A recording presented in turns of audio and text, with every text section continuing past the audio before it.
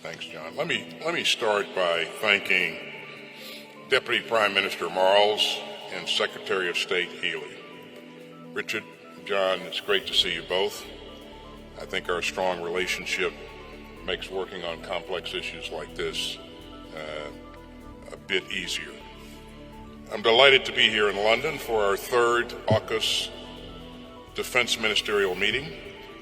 We've had some very productive discussions today, but before I turn to them, I'd like to take just a few moments to discuss the crisis between Israel and Hezbollah. The situation in Lebanon and northern Israel is deeply troubling. Lebanese Hezbollah, an Iranian-backed terrorist group, began firing rockets into Israel unprovoked on the day after the October 7th terrorist assault by Hamas.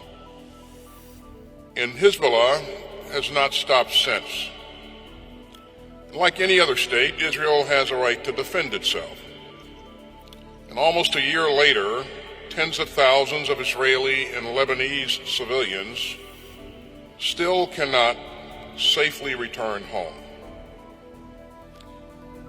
And we now face the risk of an all-out war. Another full-scale war could be devastating for both Israel and Lebanon. So let me be clear. Israel and Lebanon can choose a different path. Despite the sharp escalation in recent days, a diplomatic solution is still viable. A diplomatic solution, not a military solution, is the only way to ensure that displaced civilians on both sides of the border can finally go back home. So I echo the call of President Biden and President Macron and other leaders yesterday for an immediate 21-day ceasefire. And that will provide time for the diplomacy needed to achieve a durable arrangement that will allow Israeli and Lebanese civilians to return safely to their homes. This time can also be used to conclude and implement a deal to secure a ceasefire in Gaza and to bring all of the hostages home. All parties should seize this opportunity. It can bring much-needed calm to Israelis, Lebanese, and Palestinians whose lives have been turned upside down since the Hamas assault on October 7th. And make no mistake, the United States remains postured to protect our forces and our personnel across the Middle East. And no one should try to exploit this crisis or expand this conflict. So we will continue to work tirelessly to avoid another tragic war and to find a diplomatic path forward. And with that, let me turn back to today's AUKUS agenda. Together we have reaffirmed the extraordinary strength of our AUKUS partnership. And we showed our shared vision for an open, free, secure, and prosperous Indo-Pacific. Our three proud democracies share a deep and binding belief in the rules-based international order, in a system that respects human rights, upholds the rule of law, and insists that disputes be resolved peacefully. We also understand that we are stronger together. And that's the lens that we all used again today.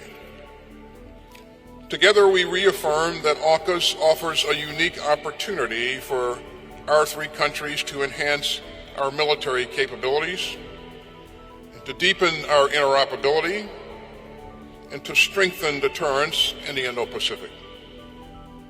Today we reviewed our progress on Pillar 1 toward providing Australia with a conventionally armed and nuclear-powered submarine capability. while upholding the highest standards of non-proliferation. And I want to thank the sailors from all three of our navies who are working tirelessly to ensure that we succeed. Over the past year, we increased the number of officers and sailors from the Royal Australian Navy attending U.S. and British submarine nuclear reactor schools. And U.S. and Australian sailors, along with UK observers, recently conducted maintenance together on a U.S. submarine visiting Australia. This was just a first step toward ensuring that Australia has a sovereign, nuclear-powered submarine capability. We're also making progress towards having a rotational presence of U.S. submarines by as early as 2027. Both will help to enhance security and stability across the Indo-Pacific region. The United States also remains committed to supporting Australia's efforts to recruit and train the skilled workforce needed to build, maintain, and sustain and operate a nuclear-powered submarine. And we applaud the signature of the recent trilateral agreement that will allow for the transfer of naval nuclear propulsion equipment and material among AUKUS partners. And it enhances the close cooperation already underway to integrate our industrial bases. And over the next year, our navies will seek more opportunities to integrate our industrial bases. And we'll build more resilience across our supply chains. We also got a lot done on Pillar 2 of AUKUS, which focuses on getting new advanced capabilities to our warfighters. We're working together to identify common requirements and to meet them with the most capable tech. And that's critical to building an even more capable combined force. And over this past year, we conducted several significant demonstrations and experiments across the ground, undersea, and along the electromagnetic spectrum. And taken together, all this progress will increase decision advantage for our warfighters. And we are excited to quickly field these advanced technologies across our forces. Our acquisition teams are driving integration throughout our industrial bases and our innovation ecosystems. This will maximize our combined ability to develop, produce, and sustain these capabilities together.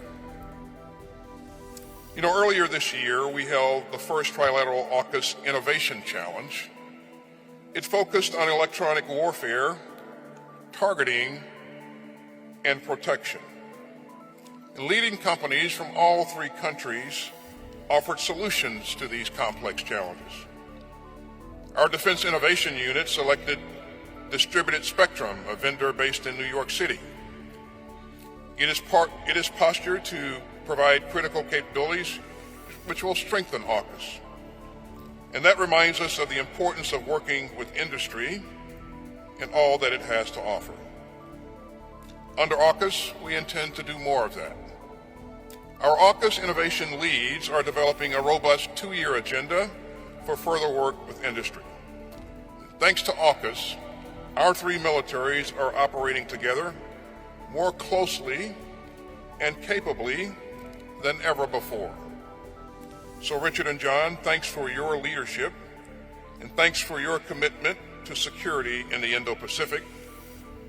As you both said, we got a lot done today, and I look forward to doing even more in the days ahead. Thank you very much.